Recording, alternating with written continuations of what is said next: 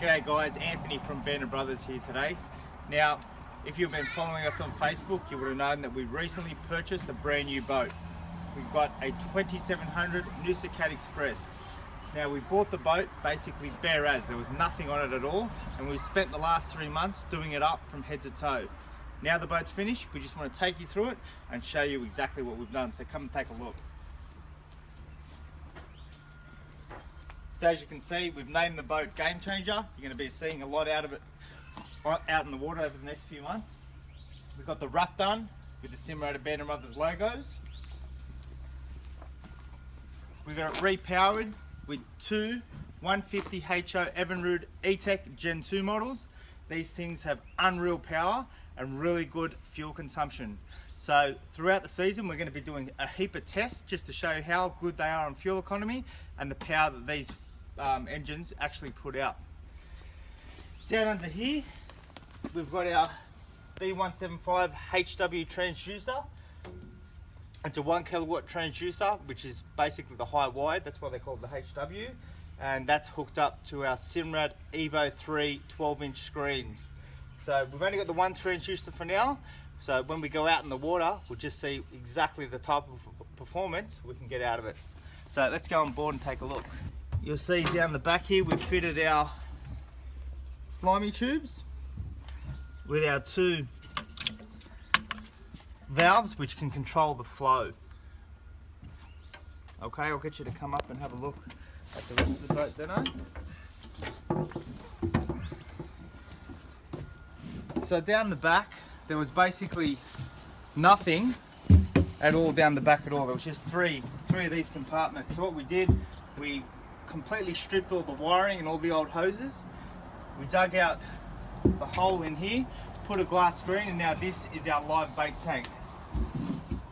We've got all our pumps in this compartment and our fuel water separator. Then on this side, we've got our battery isolation switches and another fuel separator for this engine. Another neat little trick that we decided to do is keep a switch panel down the back which controls our bait tank, our slimy tubes, our deck wash, which we've got down that end of the boat, and also the accessories. So we've also got two plugs in here so we can run our electrics straight out of a plug rather than try and connect them to the batteries. So each side has a starting battery on each side. In total there's 4 batteries on the boat. We've got one starting battery for each engine and then 2 other deep cycle batteries up the front of the boat. Down the sides we've got all our mounts for our gaffs and tag poles. Then we've got storage rod holders all the way around the boat. This is great for traveling. So when you're traveling by trailer on the road, you don't want to have your rods either in the rod holders outside the boat or up where they're going to get damaged. Keeping them on the side, nice and secure, great way for travel, and also a good spot for clearance rod holders. Rather than try and reach up here when you're fighting fish and put your rods away, you can quickly throw them away up here. Then in the center of the boat, we've basically got the bait mate tackle station.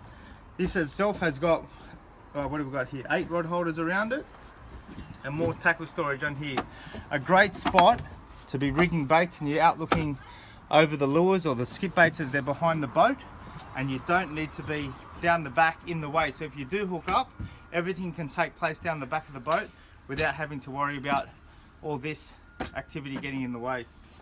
We put in a new seat down here, so my lazy crew can sit here all day and watch the lures and the baits as we're out fishing for marlin or tuna. A great little spot to sit.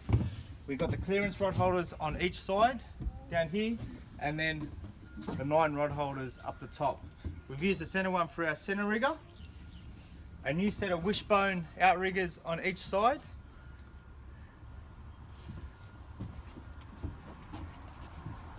We've got our storage here for our knives and pliers.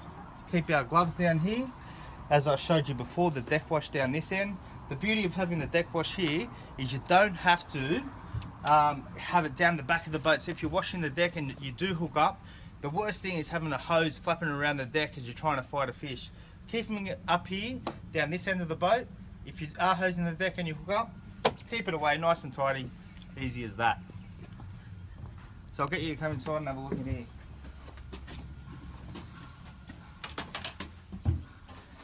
Okay, so these are our final 6 rod holders up here.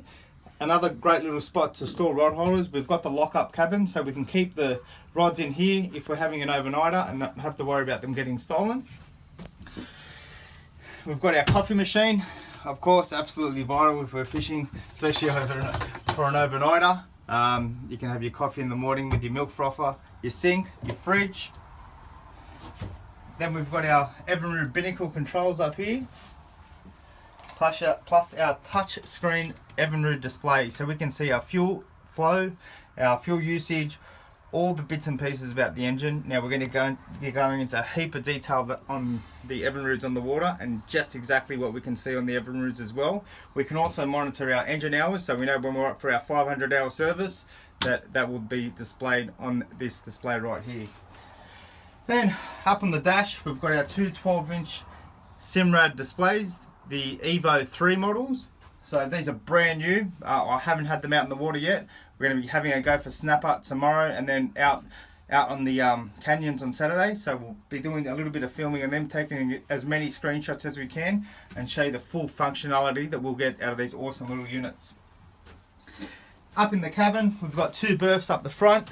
We've also put in a toilet underneath that side for the girls and the kids when they come on board. New switch displays, completely new wiring. The whole boat has been rewired head to toe.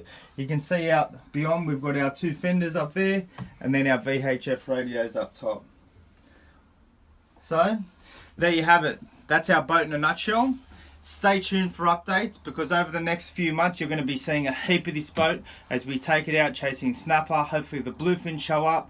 We'll be doing the Munster Mako tournament off Sydney as well, so we'll be going through the boat even in more detail out in the water. See you then.